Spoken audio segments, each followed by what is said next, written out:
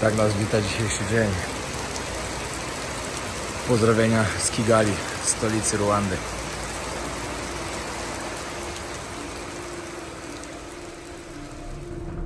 Ruanda, zwana często krajem tysiąca wzgórz, jest małym, gęsto zaludnionym państwem w Afryce Wschodniej. Znana ze swojej topografii, która obejmuje góry, sawanny i jeziora, Ruanda jest domem dla jednego z ostatnich naturalnych siedlisk goryli górskich. Turystyka związana z obserwacją tych majestatycznych zwierząt stanowi istotne źródło dochodu dla kraju. Ciekawym aspektem Ruandy jest jej szybka transformacja po tragicznych wydarzeniach w 1994 roku, kiedy to doszło do ludobójstwa. Kraj ten zdołał odrodzić się, stając się jednym z najbardziej stabilnych i bezpiecznych miejsc w Afryce. Gospodarka Ruandy, tradycyjnie opierająca się na rolnictwie, w ostatnich latach rozwija się również w kierunku technologii i usług. Kawa i herbata to główne produkty eksportowe kraju, słynące ze swojej wysokiej jakości.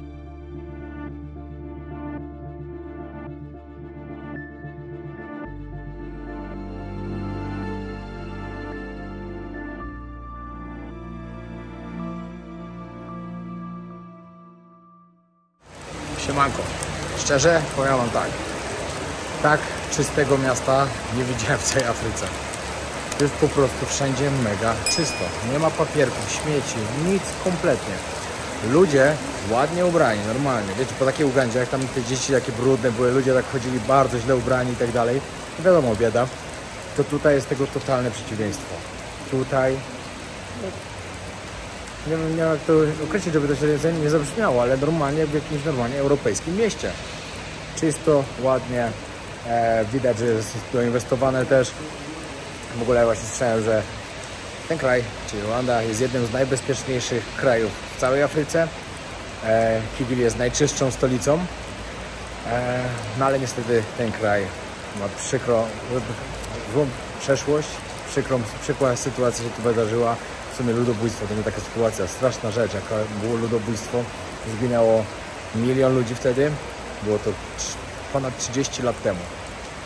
Ale to trochę więcej usłyszycie później, bo spotykamy się tutaj z pewnym Polakiem, który tutaj mieszka od paru lat. Jedziemy do Muzeum Ludobójstwa, będzie troszkę opowiadał co i jak to wygląda, także szykuje się fajny odcinek. Magnesy z gorylem kupione.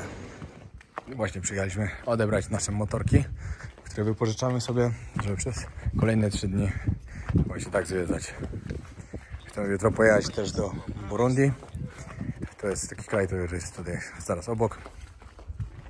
No i później tutaj coś dookoła pozwiedzać. Tak w ogóle cały czas nas próbują przekręcać na wszystkim. Wszystko mówią ceny tyle razy więcej, że po prostu szok. Ale jeszcze ani razu mi się nie udało.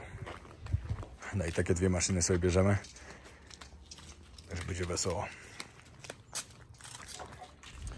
Na takie miałem okazję jeździć, bo po pierwsze zjechałem cały Wietnam na takim pięknym motorku, tylko w Wietnamie kosztował $10, kosztuje 40 za dzień, to jest różnica. I dodatkowo też w Chiang Mai do Pai, jak jechałem w Tajlandii, to tak samo też na takim, bardzo wygodnie się na tym jeździ, uwierzcie mi. Kamil, jego jazda na motorze. Migacz wyłącz! Migacz! Masz migacz włączony. Migacz!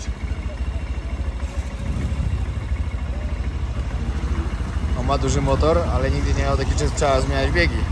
To jest problem. Siemanko, jest kolejny dzień naszego pobytu w sumie w Ruandzie, w Kigali. Właśnie jedziemy teraz do Muzeum Ludobójstwa. Ludobójstwa, które tutaj miało miejsce w 1994 roku pomiędzy Tutsi a Hutu. Był tu duży konflikt. Trochę więcej wam wytłumaczę, jak już będę na miejscu. Oczywiście od razu zaznaczam, że nie jestem żadnym historykiem i tak dalej, po prostu powiem wam to, co wiem. Dowiedziałem się trochę na ten temat, oglądałem też, a trochę więcej jeszcze w kolejnym odcinku powie mój gość, który tutaj mieszka. No, ale dzisiaj zabiorę was w parę fajnych miejsc, znaczy w parę interesujących miejsc, bo może nie fajnych, ale interesujących, które wam się powinny spodobać. No, motorki gotowe, zaraz ruszamy. Taką ciekawostką jest też to, że tutaj w Ruandzie od tych czasów, co się stało wtedy, kiedy było to ludobójstwo, podobno zakazane jest w ogóle wypowiadanie słowa Tutsi i Hutu, że każdy jest po prostu taki sam, bez żadnego podziału. No i moim zdaniem bardzo dobre. Dobra, zaparkowaliśmy już na początku tam przy bramie. Mieliśmy przeszukanie, sprawdzili wszystko co mamy. I idziemy do wejścia. Dobra, żeby wam troszkę to nakreślić. Tutaj były dwa takie jakby plemienia. Tutsi i Hutu. I po prostu jedni ze strachu przed drugimi wywołali tą krwawą masakrę. Było to dokładnie, zaczęło się 7 kwietnia 1994 roku i trwało aż do 15 lipca. Zginęło od około 800 do ponad miliona ludzi. Byli po prostu zabijani maczetami, byli zabijani takimi baseballami z gwoździami wbitymi. Sąsiad mordował sąsiada tylko dlatego, że albo był Tutsi, albo był Hutu. No później, teraz wam wszystko dokładnie nakreślę, jak to wyglądało, bo najpierw ci zabijali tych, później ci zabijali tych. Wejście do muzeum jest w ogóle darmowe, dajecie jakiś datek po prostu na muzeum, możecie sobie wziąć słuchawki, macie taką pomoc, którą możecie sobie usłuchać, ale jest tylko po angielsku, francusku, w sumie było jeszcze parę języków, ale polskiego nie było. Zresztą my bardzo dużo oglądaliśmy na ten temat wcześniej, to tak za bardzo tego nie potrzebowaliśmy. Na początku był puszczony film, w którym rodziny po prostu zamordowanych ludzi opowiadają, jak to przeszli, jak ich rodziny zginęły i tak dalej. No straszne, naprawdę straszne. Ważne, żebyście też wiedzieli o tym. O, tutaj możecie zobaczyć cały znak. Kto to byli Tutsi i Hutu. Tutsi to znaczy hodowca. Oni hodowali bydło. Hutu to byli farmerzy. I po prostu Tutsi, który było tutaj 14% tylko, w większości krajów to było Hutu. Było jeszcze jedno plemię, ale było malutkie. Cały czas grabili władzę i tak dalej. Prezydent był też Tutsi i tam to się to nie podobało, bo wiedzieli, że są odsuwani, że są gorzej traktowani i tak dalej. No i w 1994 roku zaczęli odtwarzać już bojówki, ci Hutu zaczęli odtwarzać bojówki i tak dalej. Jeden gościu z bojówki zadzwonił do ONZ i powiedział, że szykuje się krwawa masakra, że Hutu się zbroją i że po prostu będzie masakra. No i niestety było tak, że wtedy ONZ to zignorowało trochę. Tamci dostawali cały czas dostawy maczet z Chin. No i w końcu wybuchło. Zaczęli najpierw samolot prezydenta, później kolejny dzień zabili panią premier, która też była Tutsi. Hutu zabijało, oczywiście oni zaczęli to. No i zaczęła się masakra, która trwała 100 dni. Wydarzenie, które tutaj doszło do ludobójstwa, jest nazywane, że to jest też największa taka porażka ONZ, że wiedzieli wcześniej, że może do takiego czegoś dojść i nic z tym nie zrobili. Dlatego jutro też będę miał rozmowę tutaj z chłopakiem, który pracuje tu właśnie dla ONZ w Rwandzie, z Marcinem, i on wam też powie ogólnie, jak to tu wygląda z jego strony, jak on zna ludzi i tak dalej. Będzie bardzo ciekawa rozmowa do posłuchania, także od razu serdecznie was zapraszam. Musicie wiedzieć o tym, że Rwanda była przed wojną, pierwszą wojną kolonią niemiecką, później belgijską. I właśnie Belgowie też wprowadzili paszporty takie dla nich, żeby rozpoznać, kto z jakiej grupy jest. Czy jest Tutsi, czy Hutu. Ludobójstwo w Rwandzie, które miało miejsce w 1994 roku, jest jednym z najbardziej tragicznych wydarzeń w nowożytnej historii.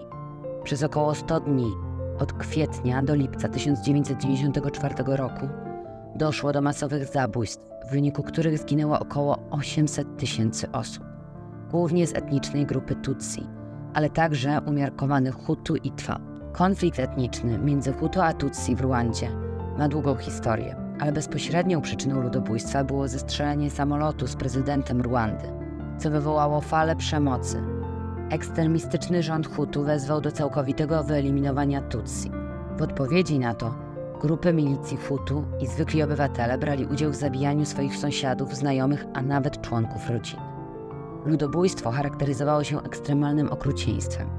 Zbrodnie te obejmowały masowe mordy, gwałty i tortury. Międzynarodowa społeczność, w tym ONZ i kraje zachodnie, została skrytykowana za brak wystarczającej reakcji i interwencji, co mogło przyczynić się do ograniczenia skali tragedii. Po zakończeniu ludobójstwa Rwanda przeszła proces odbudowy narodowej i pojednania.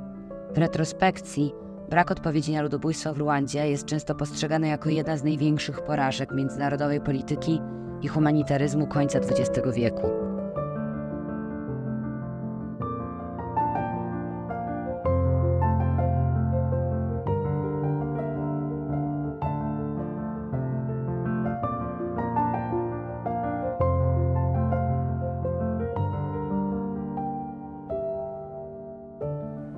Tu jest o tym, jak kobiety były gwałcone i specjalnie zarażane jeszcze wirusem HIV. Teraz jesteśmy też w sekcji, gdzie były inne ludobójstwa. Tutaj jest na przykład też tu jest Treblinka, tam wcześniej był Auschwitz. Tutaj kolejnym miejscem jest Kambodża i oczywiście to, co Pol Pot zrobił, jak zabił 2 miliony ludzi. Tutaj byłem w tej szkole. Straszne. Phnom Penh to jest. Jak ktoś będzie w Kambodży, naprawdę miejsce, które warto zobaczyć i się dowiedzieć trochę na temat tego, kim był i co zrobił Pol Pot. Tutaj kolejne, Srebrenica. Też wam polecam posłuchać o tym, co się tam wydarzyło. Bałkany, lata 90.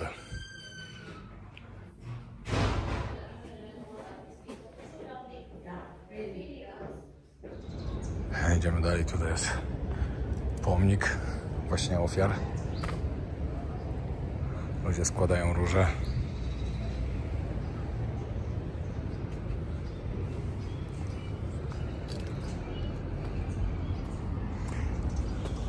Wiecie, co mnie ciekawi? Jak oni tu właśnie żyją cały czas dalej? Skoro nie wiedzą, że to się działo, wiecie, to jest 30 lat tylko. Wtedy jak ktoś był dzieckiem, to teraz jest dorosłym człowiekiem. Lub ktoś był dorosły, teraz jest po prostu już, wiecie, w podeszłym wieku. Straszne, naprawdę. Tutaj też są ściany z nazwiskami ludzi właśnie, którzy zginęli. Dobrze, żebyście wiedzieli też o tym, że jak wszystko to się zaczęło. Na początku Hutu mieli listę z takimi ważnymi osobowościami z Tutsi po prostu. Wiedzieli, kogo mordować. Typowo wiedzieli, gdzie przyjść i kogo zabić. Później identyfikacja była bardzo prosta. Z racji tego, że to była kolonia belgijska. Oni wprowadzili po prostu, że mają mieć w dokumentach wbite, czy są Tutsi, czy Hutu. Większość z nich po prostu nie była nawet sprawdzana dokładnie, tak czy na pewno są stąd, czy stąd, tylko po prostu byli patrzeć po oczach, po wzroście i tak dalej. I tak rozpoznawali i tak im wbijali do dokumentów.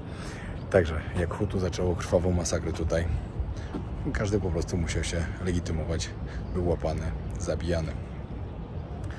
Po dwóch miesiącach jakoś w końcu jakieś oddziały właśnie też Tutsi zaczęły po prostu atakować,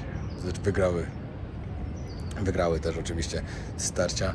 Wielu Hutu zaczęło uciekać za granicę przez to, żeby nie być pociągniętymi oczywiście do kary, która moim zdaniem bardzo się należała ze względu na to, jakich okropnych morderstw dokonywali, jak po prostu zabijali maczetami dzieci, kobiety, no, wszystkich po prostu. To było totalne po prostu, to były krwawe morderstwa. Wiecie, to jest straszne, bo nie mogłem wam tego dokładnie pokazać, ale w muzeum było normalnie pokazane, co tam się działo, jak oni to robili, jak oni okaleczali po prostu ludzi, gwałcili kobiety, kazali dzieciom zabijać się nawzajem, ucinali ręce, palce, żeby po prostu, żeby było jak najgorzej, jak najgorsza zbrodnia, jak najgorsze morderstwo, żeby po prostu, no nie wiem, jak ja gadam o tym, to jest po prostu masakra, bo my oglądaliśmy ten film, my się interesowałem dość trochę tym tematem też, od 2 dni oglądamy, słuchamy na ten temat. To jest naprawdę masakra. No. Później było tak, że ponad chyba 2 miliony Hutu uciekło właśnie do okolicznych krajów, na przykład do Kongo.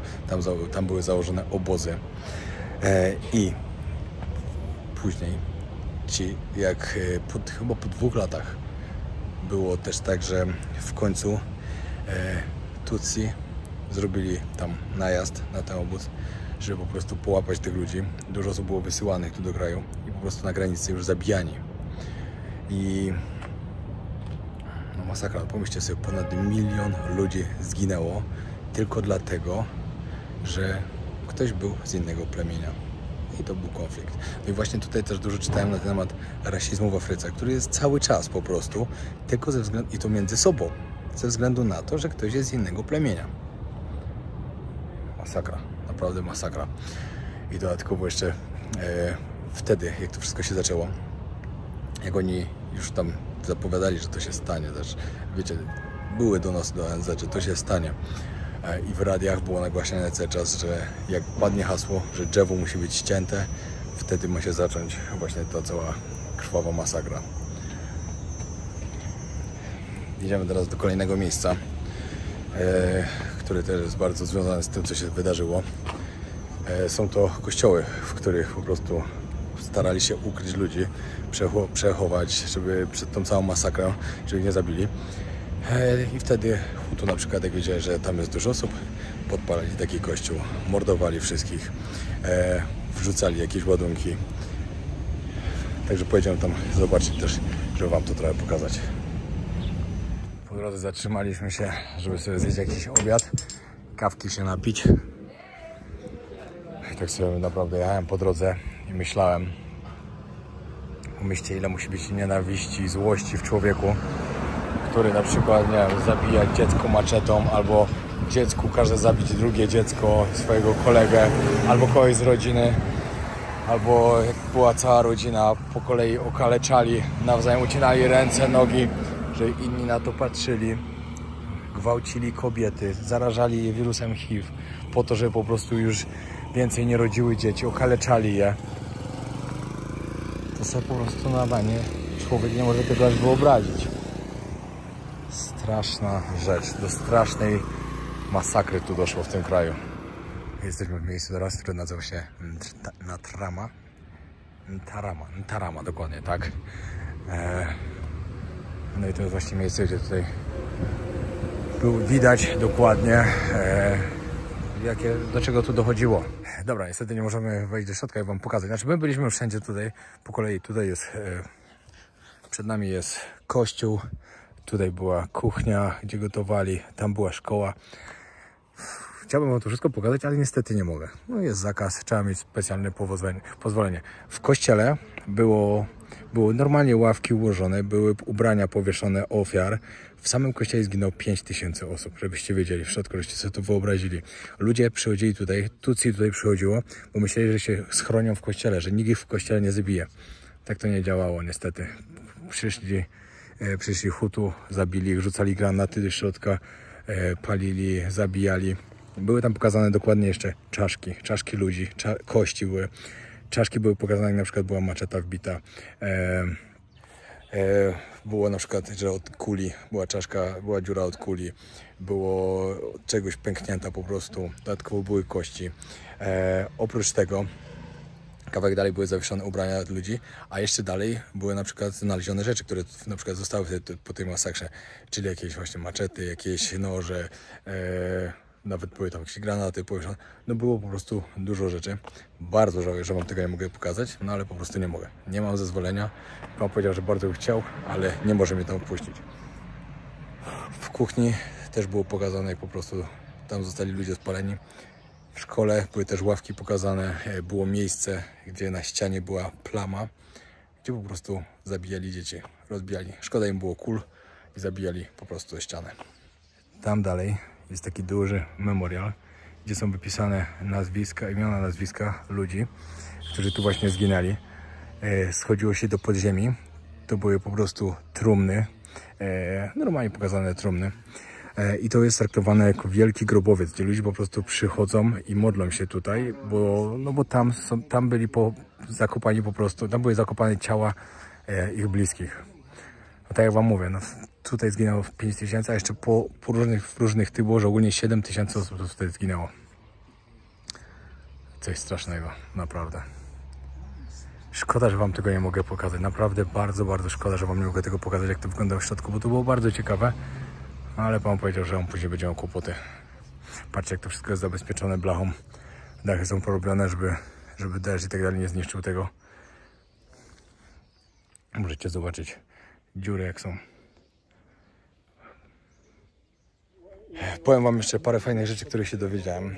Szkoda, że nie mogłem go nagrywać. On w ogóle zobaczył, że na kawałeczku go nagrałem i kazał mi to usuwać. Przypadkowo całkowicie, jak szliśmy dopiero tam. Zapytałem też, jak to wyglądało, bo tutaj jest powiedziane, że zginęło około 1 miliona Tutsi. Ja mówię tak, ale później stało się trochę w drugą stronę, że Tutsi zaczęli Hutu zabijać, tych, którzy tu zrobili to wszystko. On mówi, że tutaj jak się mówi o tej masakrze, o tym ludobójstwie, to nie mówi się, ilu Hutu zginęło później, bo to oni dokonali tej masakry. Tu się mówi o tych, którzy zginęli właśnie z Tutsi. I to ma naprawdę bardzo duży sens, bo to byli mordercy. Oni mordowali, gwałcili, okaleczali, wszystko zrobili. I dlatego tu się mówi tylko, jak się mówi o tym ludobójstwie dokładnie, to mówi się tylko o tym, ilu zginęło Tutsi. Mimo tego, że na przykład w tym czasie, jak jakiś Hutu pomagał Tutsi, bo na przykład jego żona była Tutsi, lub na przykład on pomagał sąsiadom, ukrywał ich, to oni byli brani za zdrajców i byli też zabijani. Ale to byli tak, jakby liczeni wtedy właśnie do Tutsi. Dodatkowo zapytałem, o co tu chodziło w filmie Hotel Rwanda. Czy tam się cokolwiek zgadza w tym filmie? On mówi, że ten aktor, ten główny aktor, który był traktowany jako bohater po tym, jak ten film wyszedł, on był zamieszany w to. On nie był bohaterem. Ludzie go źle odbierali i ten film to jest kłamstwo. Że ten gościu był też zamieszany w to ludobójstwo. On, jak niby ukrywał ludzi, pomagał im, on naprawdę brał od nich pieniądze. On, jak ktoś mu nie płacił, wyrzucał, zabijali i tak dalej. On był normalnie, stanął przed sądem, nie wiem, czy trafił, czy miał trafić do więzienia i Amerykanie się stawili za nim, on jest teraz w Ameryce. To też takie ciekawe, że wiecie, że jak będziecie oglądali ten film, żebyście wiedzieli o tym, że to nie było całkiem tak, jak tam jest to pokazane. Kolejna sprawa. Jeśli chcecie coś ciekawego posłuchać na temat właśnie tego, co tutaj się wydarzyło, możecie znaleźć fajne podcasty na internecie, fajne filmiki na YouTubie. Oglądałem właśnie parę przed tym, co się stało i tak dalej. Przed tym, jak tutaj przyjechaliśmy, oglądałem to. Też było bardzo dużo ciekawych rzeczy, ciekawych informacji, które można się dowiedzieć, a nie z filmu, który był robiony przez Hollywood po prostu. Na pewno Rwanda jest miejscem, do którego jak odwiedzicie, to musicie odwiedzić te miejsca, w których my byliśmy. Bo po prostu to jest zapisana historia, co tu się stało. Niestety ten kraj jest znany z tego, że doszło tu do masakry. Doszło tu do ludobójstwa. To jest naprawdę bardzo przykre. Będziemy w Burundi.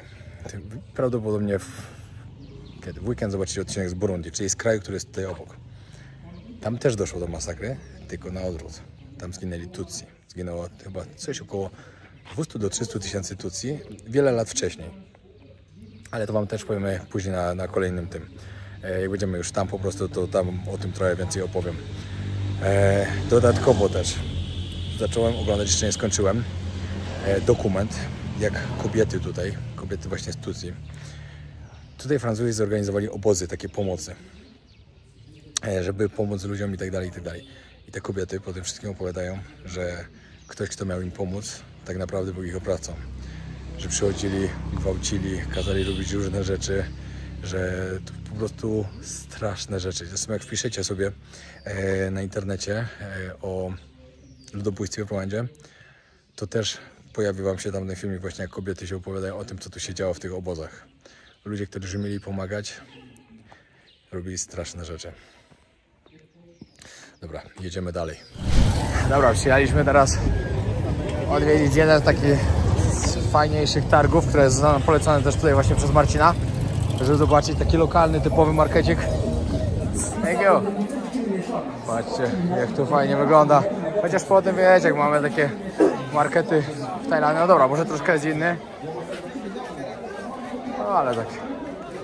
Powiem wam tak, w niektórych krajach w Afryce na pewno bym na taki nie wszedł. Choćby, nie wiem, w Kenii, w Nairobi, na pewno nie. po tym co widziałem, co tam się dzieje dookoła i czytałem to. A tutaj spokojnie. Ludzie nawet trochę zwracają uwagę, ale nie tak bardzo. Ja, ale bajerę to mają dobrą. Teraz chłop podchodzi i mówi, to właśnie jesteś ty, na kogo dzisiaj tutaj czekałem. Spoko. Ej, wyszliśmy już całkiem, kurde, źle poszliśmy, ale no dobra, trudno. Swoje zobaczyliśmy, wystarczy. Bo... No zagadywaj, no wiadomo, no nie ma co gadać, no. Chcieli, żebyśmy coś kupili, ale my nic nie potrzebujemy. W ogóle są tu też tacy ludzie, w kamizelkach, nie taksówkarzy, tylko tak osobno żółtych, którzy wam na przykład pomogą na zakupach. Będą z wami chodzili i wam będą pomagali. I właśnie też nas zaczepiło paru takich, że nie potrzebujemy kogoś, żeby nam pomogli. Oni pomagają nosić rzeczy i tak dalej, i po później się im płaci za to. Kolejna sprawa. Byliśmy tam na miejscu, w tym kościele. Tam był taki pan, który nas prowadził, który mnie pozwolił nagrywać. Stwierdziłem, że zadam mu parę pytań. Pierwszym pytaniem było to, czy to prawda, że nie można, że miejscowi w ogóle nie używają słów Tutsi i Hutu. Czy to prawda, że jest zakazane i jak to wygląda. I on powiedział, że nie, że to nie jest całkiem, że nie jest tak do końca. Że na przykład jak jego bym się zapytał, czy on był Tutsi czy Hutu, to spokojnie by mi odpowiedział, by się nie uraził na mnie. Bo mówi, że jest po prostu Hutu i tak tu jest. Tylko po tym, co się wydarzyło w 1994 roku, prezydent całkowicie to zniósł, że nie ma żadnego podziału na tych i tych. Wszyscy są jednym całkowicie narodem. Nieważne, czy ktoś był wcześniej Tutsi, czy ktoś był Hutu, to jest nieważne totalnie. Wszyscy mają być tacy sami, mają spróbować wspólnie zbudować ten kraj, żeby nigdy już nie dochodziło do takich rzeczy. Ja się go zapytałem, no tak, ale niech sobie pan wyobrazi sprawę. Bo to był taki człowiek, który to przeżył, na pewno, bo on pod 50 mógł być. I że pana sąsiad zabił pana całą rodzinę, a pan musi dalej mieszkać koło tego sąsiada, to jak to jest możliwe? Jak ludzie w ogóle potrafią takie coś znieść? On mówi, że to nie jest łatwo odpowiedzieć na takie pytanie, bo na pewno dużo osób dalej po prostu tego, wiecie, tego nie wybaczyły, pewnie nigdy w życiu nie wybaczy tego, co się wydarzyło. Ale on mówi, że oni po prostu muszą starać się z tym żyć, że przed tym, co się wydarzyło, żyli razem, wspólnie, nie było problemu, no później wiadomo, doszło do tego ludobójstwa i następnie, no i teraz po prostu muszą się starać dalej z tym żyć, tak wiecie, tak jak wcześniej.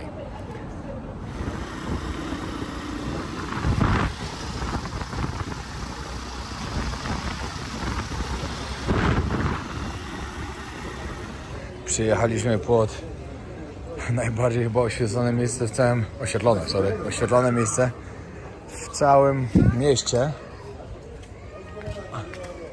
A to dlatego, że jest tutaj najdroższy hotel właśnie w Kigali. Patrzcie, tak wygląda hotel. Dokładnie tu jest cały Radisson Blu. Tak wygląda, podejdę bliżej, trochę wam pokazać. Tutaj jest park, to jest takie w ogóle wielkie rondo. Ale tu mniejsza z tym się zaczyna. Patrzcie. Z całego miasta tą kulę widać. Ona zmienia kolory. Ja powiem wam, że ciekawie to wymyślili, naprawdę. Akurat jak za karę, jak przyszedłem tutaj, jak co chwilę jak jechaliśmy, to zmieniało kolor, to teraz stoimy i nie zmienia w ogóle. No ale i tak powiem wam, że bardzo ciekawie to jest zrobione i w ogóle się tutaj nie czuję, jakbyśmy byli w miejscu, w którym jesteśmy. Przyszliśmy teraz do jednego centrum handlowego, zjeść akurat jakąś kolację i też wam powiem, że też na wypasie. I dobra, to było na tyle w tym odcinku. Dziękuję bardzo, że oglądaliście. Mam nadzieję, że wam się podobał odcinek. Oczywiście dużo roboty w tym zrobił Grzesiu. Też dzięki wielkie. Jeśli zainteresował was ten temat, jeśli chcielibyście się coś dowiedzieć bardziej o ludobójstwie, które tutaj było w Rwandzie w 1994, naprawdę polecam zobaczyć jakieś podcasty, posłuchać podcastów, popatrzeć na jakieś filmiki na YouTube, bo jest tego naprawdę bardzo, bardzo dużo. Może wam to tak bardziej wszystko przybliżyć, co tu się wydarzyło. Co mogę powiedzieć jeszcze na sam koniec? No, niestety coś podobnego dzieje się na naszych oczach. Każdy wie gdzie, każdy wie co się dzieje. No ale wydaje mi się, że takie coś to, co się tam dzieje, nigdy nie będzie nazwane ludobójstwem. A dlaczego? To chyba wiecie. Niestety. Dobra, trzymajcie się, pozdrawiam serdecznie, zostawcie subskrypcję i zapraszam na kolejny odcinek.